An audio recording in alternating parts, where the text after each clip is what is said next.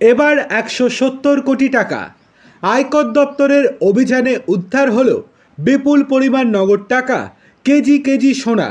সূত্রের খবর, 72 ঘন্টা একটানা অপারেশনটি চলে ভান্ডারি ফিন্যান্স এবং আদিনাথ কোঅপারেটিভ ব্যাংকে।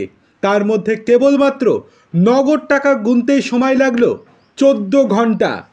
ভোটের মাঝেই আয়কর দপ্তরের বিরাট সাফল্য। আয়কর দপ্তর সূত্রের খবর, নান্দেড়ে ভান্ডারি পরিবারের বেসরকারি বিনিয়োগের ব্যবসা রয়েছে। সেই ব্যবসায় কর ফাঁকির অভিযোগ ছিল।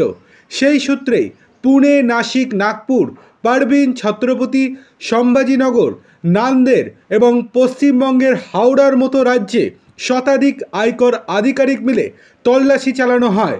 আয়কর দপ্তর সূত্রের খবর, ভান্ডারীদের ভান্ডার থেকে মোট 170 কোটি টাকার হিসাব বহির্ভূত সম্পত্তি বাজেয়াপ্ত করা হয়েছে। তাতে রয়েছে 14 কোটি টাকা নগদ। যে টাকা গুনতে ব্যাংক থেকে আনতে হয়েছে টাকা গোনার যন্ত্র।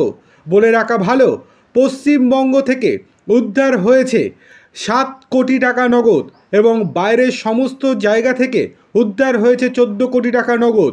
যে টাকা গুনতে ব্যাংক থেকে আনা হয়েছিল টাকা গোনার মেশিন, সেই যন্ত্র চালিয়েও সব টাকা গুনতে সব জায়গায় মিলিয়ে টোটাল সময় লেগেছে 14 ঘন্টা। এছাড়া উদ্ধার হয়েছে 8 কেজি সোনা এবং প্রচুর নথিপত্র। যে নথিগুলি পৃথক পৃথকভাবে যাচাই করে দেখছেন আয়কর কর্তারা। তাদের সন্দেহ, নথি থেকে আরও বেআইনি সম্পত্তির হদিশ মিলতে পারে। সূত্রের খবর, 100 জনেরও বেশি আয়কর আধিকারিক 25টি গাড়িতে চেপে বিভিন্ন জায়গায় ছড়িয়ে পড়েন। ভান্ডারি ফাইন্যান্স প্রাইভেট লিমিটেডের কার্যালয়ে গিয়ে তল্লাশি অভিযান শুরু করে আয়কর দপ্তর। আগামী দিনেও আয়কর দপ্তর নির্দিষ্ট তথ্যের ওপর ভিত্তি করে এইভাবেই তল্লাশি অভিযান জারি রাখবে বলে জানা গিয়েছে। বলা বাহুল্য, এই ব্যবসায়ী পরিবার তৃণমূল এবং কংগ্রেসের অত্যন্ত ঘনিষ্ঠ। মহারাষ্ট্রে কংগ্রেসের সঙ্গে ভীষণই ভালো সম্পর্ক এই পরিবারের।